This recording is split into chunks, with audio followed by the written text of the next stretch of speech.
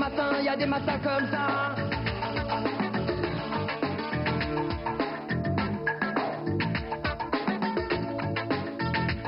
Les massages pour les maux de tous les jours, ce sont des gestes simples à faire soi-même et donc à apprendre à la maison.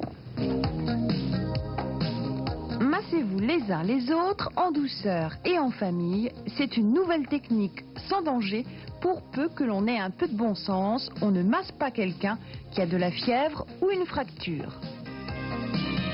Je crois qu'il faut faire des manœuvres plutôt lentes et poser sur la personne, vous voyez, le maximum de surface en contact.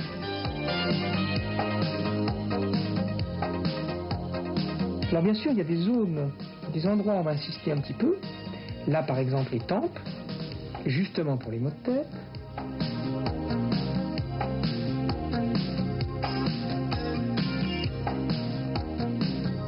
Et masser aussi les sourcils. C'est souvent là que se mettent les tensions. Le pétrissage des trapèzes, c'est très bon pour le stress.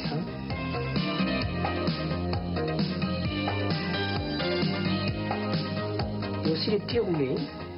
On fait rouler la peau. Ça s'appelle des plis roulés. On peut commencer par exemple par dénouer la cheville. Puis on va s'occuper du pied proprement dit et de la voûte plantaire. Et on massera chaque partie naturellement, chaque doigt de pied. Étirement et massage.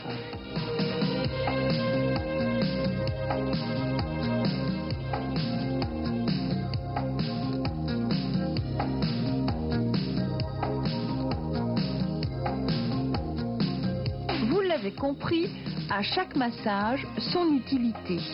On masse le visage pour lutter contre l'insomnie et l'anxiété, le dos contre le stress, les pieds contre les problèmes circulatoires, restent les mains, c'est facile, c'est à la portée de tout le monde et leur massage procure un bien-être général.